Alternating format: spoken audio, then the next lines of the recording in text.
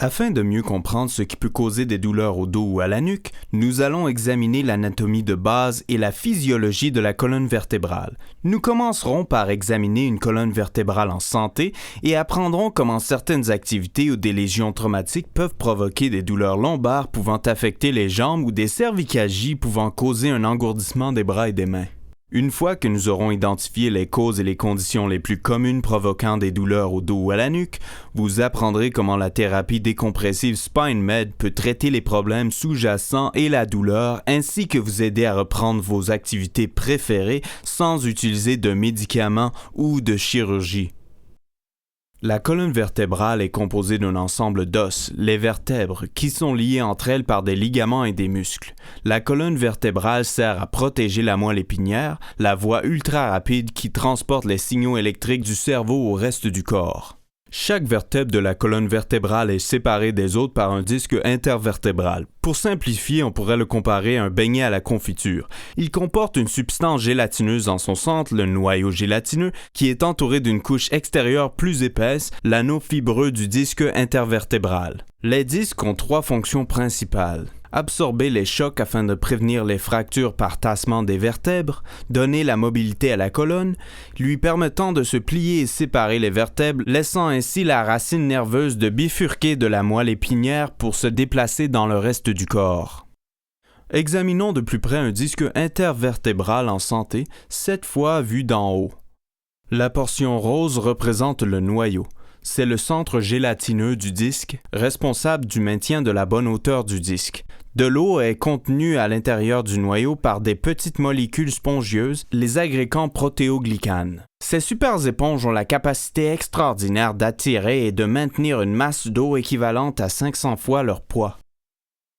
Le noyau est entouré de l'anneau fibreux du disque intervertébral. Comme le terme fibreux l'indique, l'anneau est un matériau fibreux dur, fait principalement de collagène de type 1. Son but premier est de maintenir le confinement du noyau au centre du disque. Dans un disque sain, il est très souple et peut facilement se plier et fléchir. Remarquez qu'il possède son propre approvisionnement nerveux, tel que démontré par les points jaunes autour du mur extérieur. Les racines nerveuses rachidiennes, ici en jaune, sont des prolongements du cerveau et de la moelle épinière. Les facettes des vertèbres lombaires sont situées derrière les racines nerveuses rachidiennes. C'est là que les vertèbres entrent en contact car elles sont empilées les unes sur les autres. Le disque compte autant sur le transfert des fluides et des nutriments en provenance des vertèbres situées au-dessus et au-dessous de lui que sur la couche extérieure de l'anneau pour rester en santé. Des charges excessives sur les disques ont pour résultat une pression accrue qui ralentit le transfert de ces fluides et de ces nutriments. Une usure naturelle entraîne la déshydratation du disque et de la dégénérance discale. Un poids excessif, une mauvaise posture, le fait de soulever des objets lourds ou d'effectuer des mouvements répétés peuvent accélérer ce processus. La caractéristique la plus courante de dégénérance discale est la perte de fluide dans le noyau du disque. Au fur et à mesure que le disque rétrécit, l'espace entre les vertèbres diminue, ce qui entraîne plus de contact os sur os au niveau des facettes des vertèbres lombaires. Cela peut causer douleur et irritation appelée syndrome facétaire. De plus, à cause de la déshydratation discale, la couche extérieure forte et souple du disque devient fragile et est plus susceptible de se fissurer et de s'user, ce qui peut provoquer une hernie discale. Comme nous l'avions vu plus tôt, la couche extérieure du disque possède son propre approvisionnement nerveux. De petites fissures ou détériorations de l'anneau peuvent causer un lumbago grave. Lorsque la fissure s'aggrave, le noyau pousse ensuite à travers le mur annulaire, créant alors un bombement discal. Au fur et à mesure que la condition progresse, le bombement applique une pression sur la racine nerveuse. Un nerf compressé entraîne souvent des lumbagos ou une sciatalgie, une douleur qui se déplace vers les fesses ou vers l'un des pieds ou les deux. Un disque intervertébral endommagé se reconstruit rarement car il est sous pression constante et ce même si la personne est au repos. Avec des douleurs au dos et à la nuque atteignant des proportions épidémiques dans notre pays, les professionnels de santé ont récemment cherché d'autres alternatives de traitement. En combinant science et technologie, l'un des traitements des blessures discales les plus novateurs au monde a été mis au point avec la table de décompression SpineMed. La thérapie de décompression SpineMed est un traitement non chirurgical sans médicaments et prouvé cliniquement à réduire la douleur invalidante liée au bombement discal, hernie discale, dégénérance discale, syndrome facétaire et sciatalgie. La table de décompression SpineMed agit dans le but d'isoler et de décompresser les disques intervertébraux en utilisant des techniques de distraction et de positionnement de la colonne lombaire ou cervicale. Cette procédure s'effectue sans que le patient n'ait besoin de se déshabiller et a été jugée sûre, indolore et très efficace. Grâce à des commandes informatisées précises, SpineMed est conçu pour cibler les disques lombaires ou cervicaux endommagés afin d'ensuite faire une distraction délicate au niveau de la colonne vertébrale. Pendant la procédure de distraction, la pression exercée sur le disque est réduite considérablement. Cela peut aider le noyau gélatineux, bombé ou hernié, à revenir au centre du disque, diminuant ainsi la pression sur les nerfs. De plus, une pression réduite aide le disque à absorber les fluides et les nutriments nécessaires à une bonne hydratation et à une bonne hauteur du disque. Suite à un protocole d'environ une vingtaine de traitements SpineMed, les patients peuvent se rendre compte d'un effet cumulatif réduisant leur lumbago ou leur douleur à la nuque de façon significative et ce sans besoin de médicaments ou de chirurgie.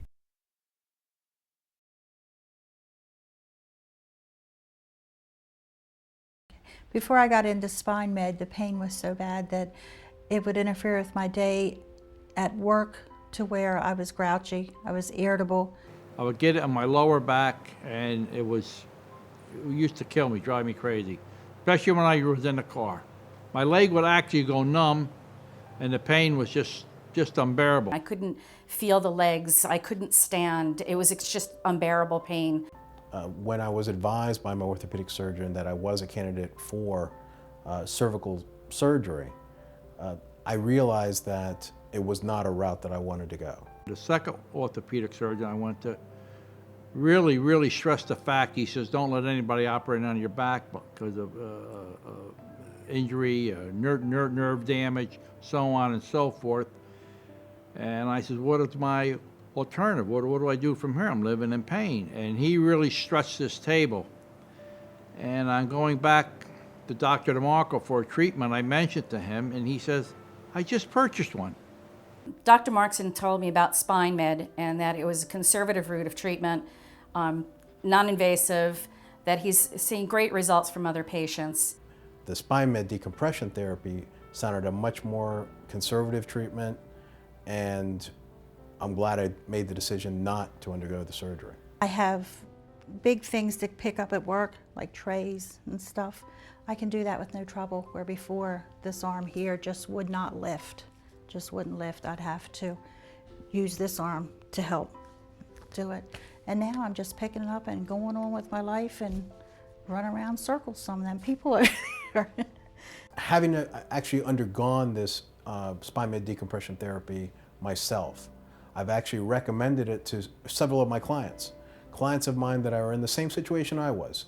They have herniations, some have actually multiple herniations, either in the cervical or lumbar area, that have actually recommended this type of treatment to them. I would recommend it to anybody.